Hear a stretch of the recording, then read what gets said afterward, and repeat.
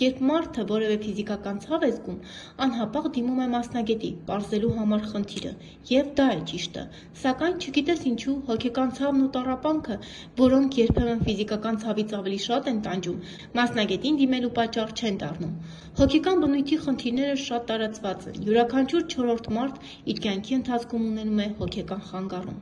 Հոգեկան խնդիրներ ունեցող մարդիկ կարծում են, որ խարանը և խտրականությունը իրենց նկատմամբ հիվանդության հաղթահարման ամենադժվար բաղադրիչներն են։ Ու թերևս սա է պատճառներից մեկը, որ ինչպես ամբողջ աշխարհում, այնպես էլ մեր երկրում հոգեկան խնդիրներով պայմանավորված հիվանդները օր-օրի ավելանում են, բայց սրան զուգահեռ, շնորհիվ մեր մասնագետների, ամեն օր գրեթե ունենում ենք լավացումով կամ ամբողջությամբ առողջացած պացիենտներ։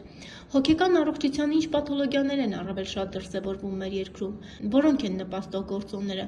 և թե ինչու հոգեկան առողջության հետ կապված և որևէ պաթոլոգիա դատավճիռ չէ, բժշկի մոտ զրուցել ենք Հայաստանի Հանրապետության Առողջապահության նախարարության հոգեբուժության և բժշկական հոգեբանության գծով խորհրդատու, Ավան հոգեկան առողջության կենտրոնի բուժական գծով փոխտնօրեն Գևորգ Փաշիկյանի հետ։ Դուք ճիշտ նկատեցիք, որ ամբողջ աշխարհում հոգեկան առողջության խնդիրները շատանում են, ասեմ ավելին, որ վերջի տվյալներով ԱՀԿ-ի մոտ 1 միլիարդից ավել անձ ունի հոգեկան առողջության այս թե այն խնդիրը։ Իհարկե Հայաստանի Հանրապետությունում նույնպես խնդիրները շատանում են հոգեկան առողջության ու այդպես էլ պետքա լիներ, որովհետև այն գործոնները, որոնք որ բնորոշ են ամբողջ աշխարհին, անբարենպաստ գործոնները, որոնք նպաստում են հոգեկան առողջության խնդիրների շատացմանը, նաև բնորոշ են Հայաստանի Հանրապետությանը։ Դրանք բազմազան են, այսպես ասած, գլոբալ գործոններ, որոնք կարող են նպաստել հոգեկան առողջության խնդիրների շատացմանը, դրանք նեգատիվ տեղեկատվությունը, որ բավականին ազդում է անձի հոգեկան առողջության վրա կամ հոգեկան ներդաշնակության վրա, օրինակ պատերազմները, պատերազմի վերաբերյալ տեղեկատվությունները, աղետները, ճգնաժամերը, այդ թվում նաև առողջապահական ճգնաժամերը, օրինակ մենք նախորդ խոսքի ժամանակ նշեցինք, որ COVID-ի համավարակը նույնպես բերել է հոգեկան առողջության խնդիրների շատացմանը, այո, դա նույնպես ճգնաժամ է, առողջապահական ճգնաժամ է և ամբողջ աշխարհում COVID-ից հետո հոգեկան առողջության խնդիրները իհարկե շատացել են։ Բայց մենք երբ որ խոսում ենք հոգեկան առողջության խնդիրների շատացման մասին, մենք պետքա մենակ չմտածենք, որ շիզոֆրենիան է շատանում կամ բիպոլյար խանգարումը, այո։ Դե մենք չենք համարում շիզոֆրենիան վտանգավոր հիվանդություն, ինքը նույնպիսի հոգեկան առողջության խնդիր է, ինչպես որ մնացած հոգեկան առողջության խնդիրները։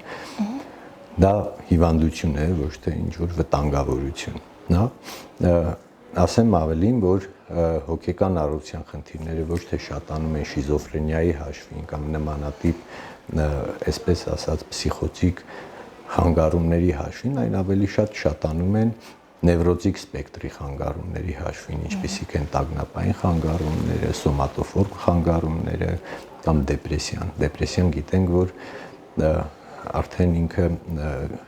այսպես ասած, հիվանդությունների տարածվածությամբ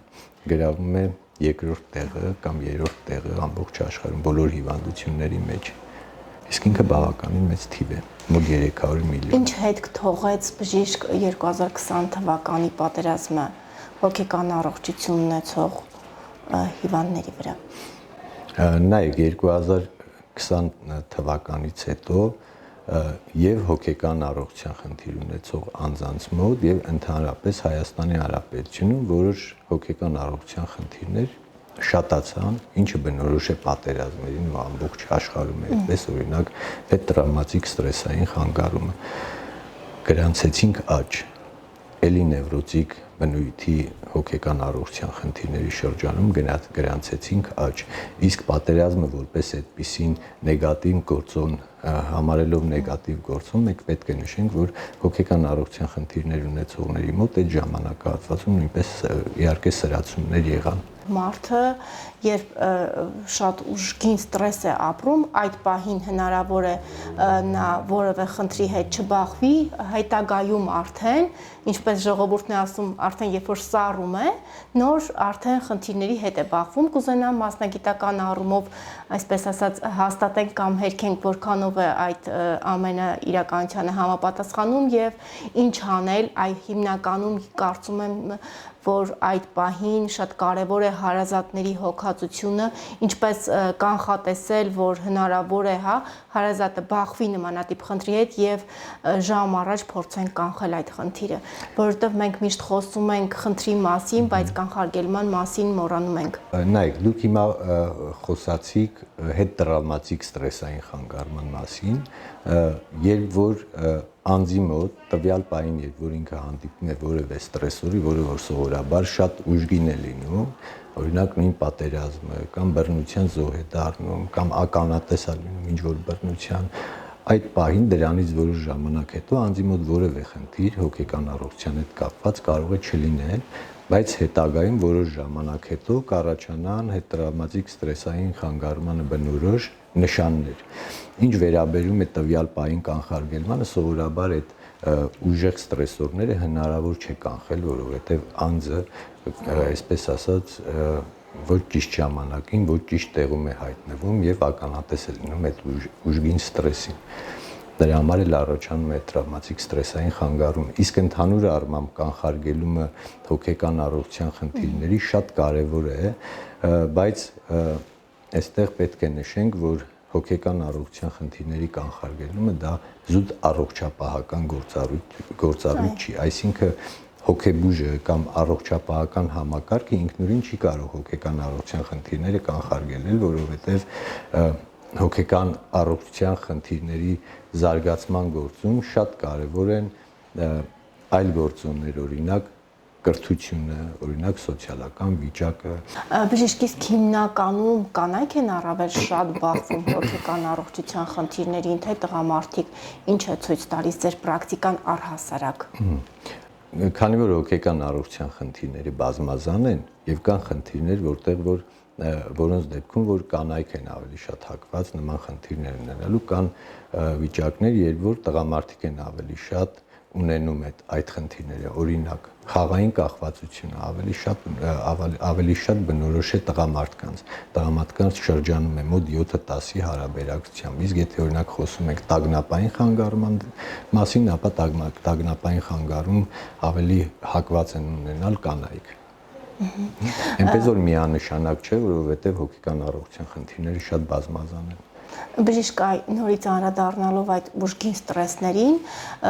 մենք հաճախ տեսնում ենք օրինակ հուղարկավորությունների ժամանակ, ինչ որ ծանր միջադեպերի ժամանակ մենք տեսնում ենք, որ տղամարդիկ առավել ստրեսակայուն են, ինչու ստրեսակայուն, որովհետև մենք կանայք փորձում ենք գոռալ, լացել, ինչ որ կերպ մեր զգացմունքները արտահայտել,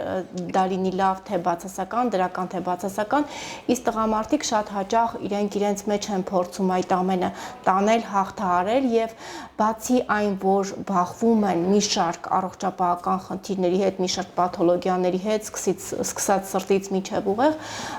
իսկ ինչ խնդրի հետ կարող են բախվել հոգեկան առողջության հետ կապված։ Առաջի հայացքից է թվում, երբ որ տղամարդիկ շատ ստրեսակայուն են, դուք օրինակը բերեցիք թաղման ժամանակ եւ երբ որ իրանք զսպում են, իրանք էմոցիաները չեն արտահայտում, բայց երբ որ տեսնում ենք մենք մասնագետի աչքերից հասկանում ենք, որ այդ էմոցիաների զսպելը, չարտահայտվելը հետագայում կարող է բերել հոգեկան առողջության խնդիրների, երբ որ արդեն բժշկի կաբինետում են լինում, տեսնում ենք, որ այնքան էլ այդպեսին չի։ Կանայք,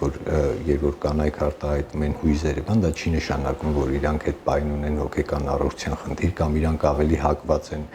դրանից հետո ունենալ հոգեկան առողջության խնդիր, եթե օրինակ թաղումը դիտարկում ենք որպես ստրես դա ստրեսային գործոն, դա միանշանակ չէ։ Իսկ հոգեկան առողջության հետ կապված խնդիրները մենք գիտենք ունեն նաև ժառանգական նախատրամադրվածություն։ Հայաստանի Հանրապետությունում որքան տոկոս է կազմում ժառանգական ֆակտորով պայմանավորված հոգեկան առողջության հետ բախվելու խնդիրները։ Էլի պետք է ասեմ, որ հոգեկան առողջության խնդիրները շատ բազմազան են եւ ժառանգական ֆակտորը լիովին, այսպես ասած, յուրաքանչյուր հոգեկան առողջության դեպքում հաստատված չէ, որ հենց ժառանգական ֆակտորն է բերում հոգեկան առողջության խնդրի զարգացմանը։ Կան այո որոշ հիվանդություններ, որոնց դեպքում միանշանակ է, օրինակ Ալցհեյմերի հիվանդության ժամանակ դեմենցիան, մենք գիտենք, որ կա ժառանգական ֆակտոր։ Մենք օրինակ գիտենք Դաունի հիվանդության ժամանակ, որ ինքը ունի հստակ ժառանգական գործոն է, բայց մնացած հիվանդությունների դեպքում մենք միանշանակ չենք կարող ասել, մեծամասամբ դեպքերում հոգեկան առողջության խնդիրների միանշանակ չենք կարող ասել, որ ժառանգական գործոնն է հիմնական դերակատարը եւ դրանից ելնելով մենք որևէ տոկոս դրա վերաբերյալ չենք կարող ասել։ Իսկ Հայաստանի Հանրապետությունը նկատի ունեմ հիվանդանոցային պայմաններում հոգեկան առողջության հետ բախվող պացիենտներին բուժելու, սպասարկելու, թե ամբուլատոր, թե ստացիոնար ունենք բոլոր հնարավորությունները այս ոլորտում ունենք խնդիրներ։ Նայեք, մենք ունենք այն բոլոր դեղորայքները, որոնք որ անհրաժեշտ են պացիենտին ստացիոնար կամ ամբուլատոր պայմաններում, արտահիվանդանոցային պայմաններում բուժօգնություն ցուցաբերելու համար, բայց հոգեկան առողջության ոլորտը այնպիսի ոլորտ է, որ անընդհատ պետք է զարգանալ, ինքը համարվում է բավականին երիտասարդ գիտություն առողջապահական տեսակետից եւ ամբողջ աշխարհում, այդ թվում նաեւ Հայաստանում անընդհատ պետք է զարգանանք, անընդհատ պետք է նորամուծություններ լինեն, նոր բուժման մեթոդներ ներդնենք, նոր բուժման ուղղություններ եւ խնամքի ուղղություններ ներդնենք, այդպիսով զարգացնել ծառայությունը։ Այս պահին բժիշկ ունենք մոտավոր տվյալներ, թե որքան պացիենտներ են ստանում ստացիոնար բուժում բժշկական կենտրոններում։ Ընդհանուր բժշկական կենտրոններում կարող եմ ասել, որ գրեթե միշտ մարջակալները զբաղված են լինում, շատ քիչ դեպքերում է, երբ որ ունեն մենք ազատ մարջակալ, այնպես որ ինչքան որ ունենք տվյալ պահին հստակ չեմ կարող ասել, որովհետև ինքը անընդհատ գործողություն է, դուրս գրումներ, ընդունումներ եւ այլն։ Բայց կարելի է ասել, որ ստացիոնար մարջակալները գրեթե միշտ զբաղված են լինում։ Բժիշկ, ուզում եմ խոսենք եւ փորձենք նաեւ այս կերպ կոտրել այն կարծրատիպը, որ մենք երբ լսում ենք, որ մարդը հոգեկան առողջության հետ կապված խնդրի հետ է բախվել, միանգամից մտածում ենք, որ դա այլևս դատավճիռ է եւ այդ մարդը այլևս նորմալ կյանքի վերադառնալու հնարավորությունից այլևս զրկում ենք մենք ինքներս հասարակությունը նաեւ շատ դեպքերում։ Ուզում եմ խոսենք այդ խնդրի մասին, որպեսզի հնարավորություն տանք նաեւ այդ նմանատիպ, քանի որ որևէ մեկս ապահովագրված չենք, որ գուցե եւ դուրս գանք փողոց եւ այնպիսի ստրեսի հանդիպենք, որ հայտնվենք այ մեր հիվանդների կողքին։ Ուզում խոսենք այս խնդրի մասին։ Իհարկե, շատ ճիշտ ասացիք, երբ որ հասարակության մեջ կարծրանում է, որ հոգեկան առողջության խնդիրները դատավճիռ են ու հնարավոր չի դրանցից ազատվել կամ հնարավոր չի նորմալ սոցիալական կենսակերպ ունենալ, մենք դրանով նպաստում ենք խարանի ավելի շատ խորացմանը։ Այսինքն արդեն հասարակությունը մտածում է, որ եթե կամ անձը, որը որ հասարակության մեջ է ապրում, մտածում է, որ եթե ինքը ունի հոգեկան առողջության խնդիր, ավելի լավ է չբարձրաձայնի դրա մասին, իր գանգատների մասին ոչ մեկի չասի, որովհետև իրան ճիշտ չեն ընդունել, իրան կընդունեն անձ, որը որ արդեն դատապարտված է որպես հոգեկան առողջության խնդիր ունեցող անձ։ Իրականում դա այդպես չի, հոգեկան առողջության խնդիրների մեծամասնությունը, գերակշիռ մեծամասնությունը բուժելի են, եթե մենք վերցնում ենք քանակական առումով, ոչ թե հիվանդությունների տեսակներով։ Մեծամասնությունը բուժելի են, մեծամասամբ դեպքերում դիտվում է անձի մոտ լրիվ առողջացում։ Իսկ այն խնդիրները, որոնք որ բուժելի չեն, ունեն քրոնիկական ընթացք, հնարավոր է այդ հիվանդությունները կառավարել, այնպես կառավարել, որ անձը լիարժեք ադապտացվի սոցիալական պայմաններին ու ակտիվ սոցիալական կենսակերպ վարի։ Կան որոշ խնդիրներ, որոնց մեջ շիզոֆրենիան չի մտնում, կան որոշ խնդիրներ, որոնք որ դժվար բուժելի են ու պրոգրեսիվող քրոնիկական ընթացք ունեցող հիվանդություններ են, որոնց դեպքում որ այդ սոցիալական ադապտացիան մի քիչ դժվար է լինում, բայց մեկը բժիշկը պետք է աշխատի նման մարդկանց հետ, որպեսզի հնարավորինս անձի կյանքի որակը բարելավի։ Յուրաքանչյուր հոգեկան առողջության խնդրի դեպքում կյանքի որակի բարելավում հնարավոր է։ Եվ բժիշկ մենք բոլորս հասարակության մի մաս ենք եւ անկախ լրագրող կամ բժիշկ բախվում ենք հասարակական տարբեր խնդիրների հետ եւ կարծում եմ դուք եւս համացանցում տեսել եք, որ վերջին մի քանի քրեական գործերով պայմանավորված նշվում է, որ տվյալ միջադեպը հրահրողը, միջադեպի մասնակիցը, անգամ սպանության մասնակից վերջերս եղավ դեպք, որ հոգեկան խնդիր ունեցող հիվանդի մասին էր խոսքը եւ շատ դեպքերում հոգեկան հիվանդությամբ տառապող հիվանդների հարազատները նշում են, որ օրինակ մենք դիմում ենք հոգեբուժարան, որպեսզի նրանց վերցնեն հսկողության տակ, սակայն ստանում ենք պատասխաններ կամ բուժող բժշկից կամ հոգեբուժարանի տնօրեններից, որ տեղ չունենք եւ այդ կերպ ըստ էության անտեսվում է հիվանդը, որը հետագայում կարող է նաեւ վնասակար լինել ամբողջ հասարակության համար։ Նայեք, մենք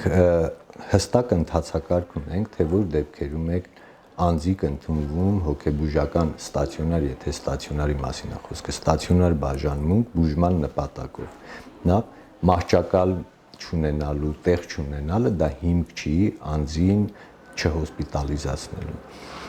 Այսինքն, եթե անձի մոտ կա անհետաձգելի վիճակ ու իրան պետք է ստացիոնար բուժում, ապա մահճակալ լինել չլինելը դա հիմք չի։ Մենք անձին անպայման ընդունում ենք։ Եթե հնարավորություն է, մենք ունենք բոլոր բժշկական կենտրոնների հետ կապ, հոգեբուժական կենտրոնների մասին է խոսքը եւ մենք եթե նույնիսկ տեղ չի լինում, մահճակալ չի լինում, մենք կապ ենք հաստատում եւ ուղղորդում ենք այլ հոգեբուժական կլինիկը։ Բայց միևնույնն է, անձը եթե ունենում է ստացիոնար բուժման կարիք, մենք միանշանակ ընդունում ենք ստացիոնար բուժման։ Այլ բան է, որ հարազատն է կարծում կամ համոզված է, որ անձը ունի ստացիոնար բուժման կարիք, բայց դա հարազատի խնդիրը չի։ Բժիշկն է որոշում, անձը ունի արդյոք ստացիոնար բուժման կարիք, թե ոչ։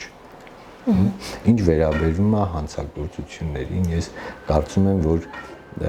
եւ առողջ մարդիկ եւ հոգեկան առողջության խնդիր ունեցող մարդկանց շրջանում կան այո հանցագործության դեպքեր, այդ թվում դաժան հանցագործություններ, բայց մինչև հոգեկան առողջության խնդիրներին անցնելը նախ պետք է իրավական գնահատական տրվի այդ հանցագործություններին, հետո նոր դրանից հետո խոսալ անձը ինչ հոգեվիճակում է եղել, արդյոք ինքը եղել է հաշվառված, արդյոք ունեցել է այդ պահին հոգեկան առողջության խնդիր, թե չէ, դա այդ ամեն ինչը պետքա դիտարկվի այդ նախաքննության կամ հետաքննության, չգիտեմ ոնց է կոչվում, այդ շրջանակներում։ Իսկ պետք չի միանգամից բարձրաձայնել, որ այս հանցագործությունը իրականացրել է հոգեկան առողջության խնդիր ունեցող անձը, որովհետև շատ դեպքերում հետագայում պարզվում է, որ նույնիսկ եթե ունեցել է հոգեկան առողջության խնդիր, այդ հանցագործությունը օրինակ կատարվել է կենցաղային հողի վրա։ Բժիշկ, իսկ հաշվառման ենթարկված տվյալ պացիենտը, ինչպես է իրականացվում նրանց վերահսկողությունը կոնկրետ բժիշկների կողմից, մի կողմ դնենք իրավապահ համակարգի։ Եթե խոսքը գնում է բուժման մասին, բուժման կամ հսկողության մասին, ապա յուրաքանչյուր անձ բուժումը ստանում է իր դիմումի համաձայն։ Այսինքն բժիշկը իրավունք չունի անձին բուժելու նույնիսկ արտահիվանդանոցային պայմաններում, եթե ինքը չի ցանկանում դա։ Այլ հարցը եւ որ անձը կարիք ունի, անձը դատարանի որոշումով ստանում է հարկադիր արտահիվանդանոցային կամ հիվանդանոցային բուժում, նման դեպքում կա հստակ ընթացակարգ, թե ինչքան ժամանակը մեկ պետք է անձը ներկայանա արտահիվանդանոցային հոգեբուժական կաբինետ, ինչ բուժումներ պետք է ստանա եւ այլն։ Դա հստակ կանոնակարգված է ու ունի ընթացակարգ։ Մնացած դեպքերում անձին բուժում ենք իրականացնում անձի նկատմամբ այն դեպքերում, երբ որ ինքը ունի դրա կարիքը եւ ունի ցանկություն, այսինքն իրազեկ համաձայնություն է տվել իր բուժման համար։ Եվ վերջում այսպես ասեմ, բժիշկները ոստիկաններ չեն, ոչ էլ համայնքային աշխատողներ են, ոչ էլ դատախազներ են, որ մարդկանց վերաբերյալ որոշումներ կայացնեն ու այդ որոշումները կատարածեն։ Բժիշկները ուղղակի բժիշկներ են, որոնք որ անձանց բուժում են։ Բժիշկ, ուզում եմ, քանի որ մենք խոսեցինք, որ հոգեկան առողջության հետ բախվելը դատավճիռ չէ, ուզում եմ վերհիշեք լավացումով մի դեպք, երբ թվում էր, թե այլևս, այսպես ասած, լավատեսության մասին խոսելը այստեղ անհնար է, բայց շնորհիվ բժիշկների, շնորհիվ մարդու կամքի ունեցել եք դրական արդյունքով բուժում։ Նայեք, ձեր համար միգուցե բանը զարմանալի է, դրա համար եք ասում մի դեպք հիշեք, բայց մենք ամեն օր ենք նմանատիպ դեպքեր ունենում, երբ որ անձը լավանում է, քիչ չի լավանում, հատ էլ առողջանում է լրիվությամբ, շատ նմանատիպ դեպքեր կան։ Ամեն օր մենք ունենում ենք նմանատիպ դեպքեր, դա մեր համար զարմանալի չէ։ Այսինքն լավացումով, դրական ելքով արդյունքները ամեն օր գրանցվում են։ Առողջացումով, բարելավումով, իհարկե։ Եվ վերջում ամփոփելով մեր զրույցը կուզենամ որպես մասնագետ, որպես հայտնի մասնագետ, ով ամենօրյա 24/7 գրաֆիկով շփվում է, հոգեկան առողջություն ունեցող հիվանդների հետ, ձեր խոսքը այն նմանատիպ խնդիրների բախվող հիվանդների հարազատներին եւ առհասարակ հասարակությանը, որպիսի օրինակ բերեցի ես վերջին մի քանի դեպքերը, երբ կարծես թե թիրախավորվեցին հոգեկան հիվանդություն ունեցող անձինք եւ այս կերպ նաեւ նրանց հանդեպ արհամարական, գուցե նաեւ ատելության մթնոլորտ ստեղծեցինք, այս մասով կուզենամ խոսենք որպես մասնագետ, որպիսի յուրաքանչյուրս փորձենք կանխարգելել նմանատիպ հիվանդների շատացումը մեր հասարակությունում։ Ճիշտ ասեցիք, որ յուրաքանչյուրս պետք է աշխատենք այդ ուղղությամբ, որպեսզի կանխարգելենք, կչացնենք ոչ միայն հանցագործությունները, ընդհանուր առմամբ հոգեկան առողջության խնդիրները, հանցագործությունների դեպքում կապ չունի, անձը հոգեկան առողջությունից ելներով է արել այդ հանցագործությունը, թե չէ։ Մենք հանցագործությունները, հոգեկան առողջության խնդիրները ընդհանուր առմամբ յուրաքանչյուր